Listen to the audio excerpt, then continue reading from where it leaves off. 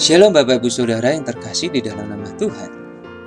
Asuransi Jiwa Antioquia pada hari ini sampai pada tema Syukur di saat terpuruk. Lukas 4 ayat 18-19 berbunyi demikian. Kata Yesus, Roh Tuhan ada padaku, oleh sebab Ia telah mengurapi aku untuk menyampaikan kabar baik kepada orang-orang miskin, dan Ia telah mengutus aku untuk memberitakan pembebasan kepada orang-orang tawanan dan penglihatan bagi orang-orang buta, untuk membebaskan orang-orang yang tertindas, untuk memberitakan tahun rahmat Tuhan telah datang. Saudara, dalam sebuah rapat terbatas yang dipimpin oleh Bapak Presiden Jokowi baru-baru ini, beliau mengungkapkan tentang fakta kondisi krisis global yang dihadapi oleh dunia. Semua terjadi gara-gara virus corona. Tiada negara di dunia ini yang tidak terdampak karena virus ini. Semua negara menderita, baik secara fisik karena banyaknya korban yang berjatuhan, tetapi juga secara ekonomi dan psikis. Sesungguhnya ekonomi dunia saat ini sedang terpuruk. Mental banyak orang telah lelah dan ingin semua segera berakhir. Kita tidak pernah tahu apakah tahun depan situasi ini akan berakhir. Penting sekali strategi Bapak Presiden untuk menyelamatkan negeri ini dari keterpurukan karena krisis COVID-19. Saudara, saya yakin kita semua ingin derita yang kita alami di akhir-akhir ini segera berakhir. Sebuah pengharapan yang wajar bagi orang yang ada di dalam penderitaan. Di masa Tuhan Yesus, orang-orang Yahudi pun mengeluh akan penderitaan yang mereka alami. Mereka tertindas karena penganiayaan yang dilakukan oleh bangsa Romawi. Otomatis secara ekonomi, mereka mengalami kemerosotan.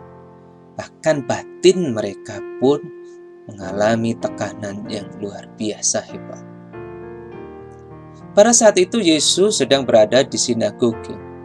Sekembalinya dia dari pencobaan di padang gurun. Ia kemudian diminta untuk memberikan perenungan firman, karena banyak orang tahu ia adalah seorang guru.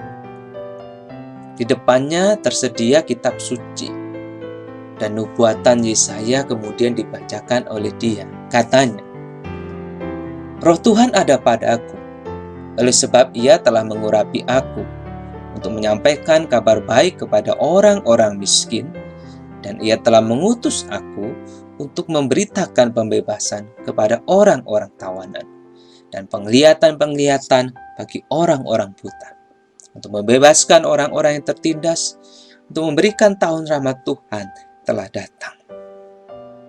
Kemudian Yesus berkata bahwa hari ini juga nubuatan ini telah tergenapi.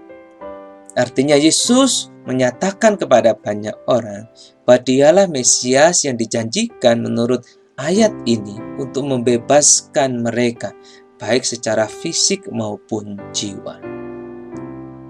Dialah pribadi yang dijanjikan untuk membawa mereka keluar dari krisis ekonomi, keluar dari pembebasan, dari perbudakan yang mereka alami, bahkan membawa mereka kepada masa kejayaan, yaitu datangnya tahun rahmat Tuhan, tahun yang penuh berkat dan kemenangan bagi semua orang.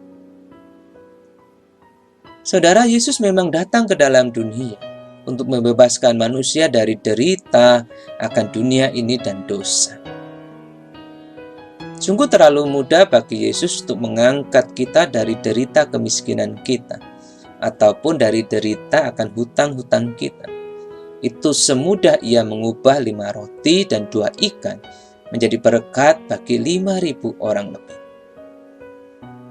Begitu pula ketika derita dialami oleh kita, sakit penyakit maupun kondisi tubuh kita yang merana. Terlalu ringan bagi Tuhan. Seringan ketika Dia menyuruh orang lumpuh, angkatlah tilammu dan berjalanlah. Sungguh, Yesus Tuhan kita mampu membebaskan kita dari keterpurukan dan penderitaan dunia ini. Ia memang mampu melakukan semuanya itu. Namun yang terpenting dan terutama bagi kita ialah pembebasan diri kita dari hukuman karena dosa-dosa kita. Untuk itulah Yesus rela mati disalibkan bagi kita. Jika kita merasa derita dunia ini terlalu pahit buat kita, bukan berarti Tuhan tidak mau membebaskan kita dan tidak menyayangi kita. Kadangkala derita dunia ini itu dipakai Allah untuk memurnikan iman kita dan menjadikannya indah di matanya. Saudara, selalu ada 1001 alasan untuk kita mengeluh karena setiap persoalan yang kita hadapi. Tetapi bagi orang percaya, cukup satu alasan untuk kita kembali bisa bersyukur di tengah keterpurukan, yaitu salib Tuhan Yesus Kristus.